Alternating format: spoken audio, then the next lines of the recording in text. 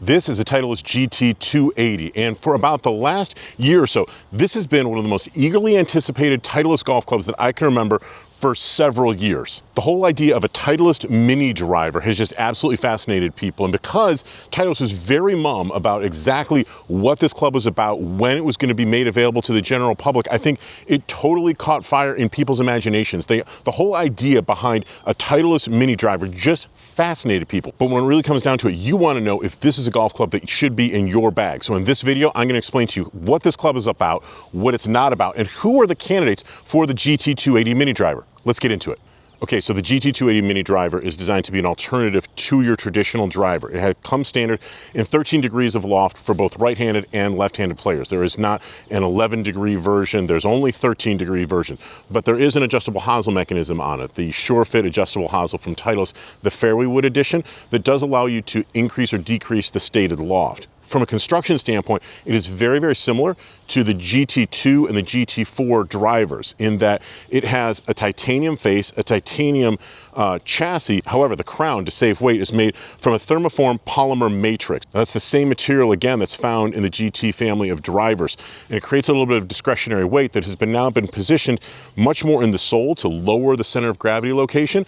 These two weights are swappable. One is going to be 11 grams and one is going to be 3 grams. So working with a custom fitter, a player can create a slightly higher launch angle and a little bit more spin by putting that 11-gram weight in the back position. If you put that 11-gram weight in the forward location, you're going to be shifting the center of gravity a little bit more towards the face. So you're going to get a little bit lower launch, lower spin, probably a touch more ball speed, but you're also going to be sacrificing a little bit of forgiveness. Now, from a size perspective, the GT280 is obviously going to be significantly smaller than a 460cc driver, but it's going to be a lot bigger than a 3-wood that's most likely in your bag. If you're carrying a GT2 3-wood at 13.5 degrees, the biggest one that Titleist is offering in the GT2 family, this is going to be about 40% larger by volume than that GT2.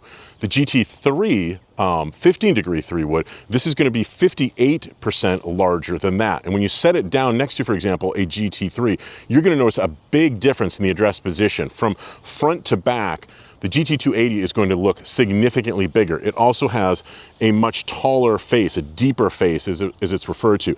And the shape of that face is going to be a little bit different as well.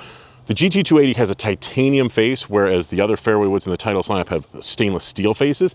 And you'll also notice that the face itself is a little bit flatter along the bottom here, right in the middle, where there's significantly more curvature in the faceplate that's designed into other Titleist fairway woods. Now, as I mentioned, Titleist is designing this to really be a substitute or an alternative off of the tee. See, many players have discovered over the last couple of years, as analytics has taken a bigger and bigger sort of role within golf, that the only time that they're using their 3-wood is off the tee. For very powerful players and golfers who have a lot of distance, they're not going to be hitting 3-wood into par 5s. They rarely, if ever, play their 3-wood off the turf. And if that's going to be the case, then you may as well have a 3-wood that is going to be optimized for performance off the tee. Hence the popularity and the growing number of players that are turning towards mini drivers. Now, one thing I failed to mention is that the overall length of the GT280 Mini driver is going to be also longer than your standard Titleist 3-wood.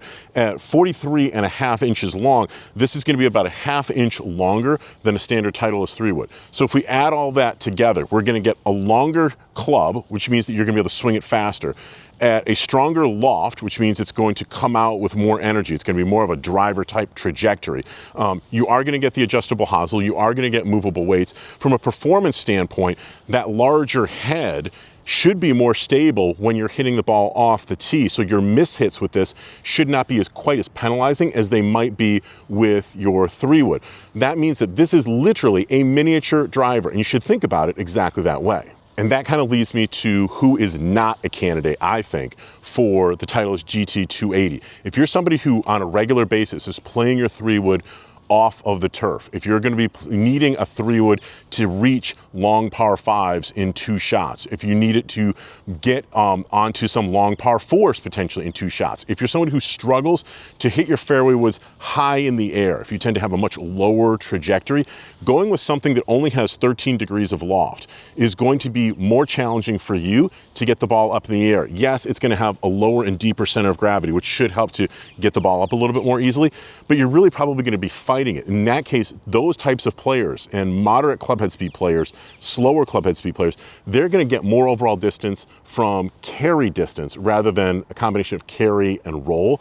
To me, those types of players are probably not going to be prime candidates for the GT280. Now, that said, if you're a golfer who almost never uses your 3-wood from the fairway, if you have no trouble reaching par 5s and 2, if distance and power are an integral part of your game, but at times you find that hitting driver off the tee brings hazards into play that you just simply don't want to bring into play, then going with an option like the GT280, like a mini driver, could be a very, very interesting choice. Now, key is going to be making sure that you get the distance gapping just right. And that means you're going to have to work with a good custom fitter to make sure that the combination of the loft and the shaft that you're going to be using fits into your bag basically in a logical way. The ideal, the perfect scenario for going with mini driver off the tee is when you can make a good aggressive swing with it and be sure to keep yourself just short of the trouble that would have come into play had you reached for the big stick. So Titleist made this GT280 available to me to try out and to test, and I was able to take it to my buddy Chris Cody's golf shop in Portland, Connecticut. Immediately when you put this golf club down, it is noticeably bigger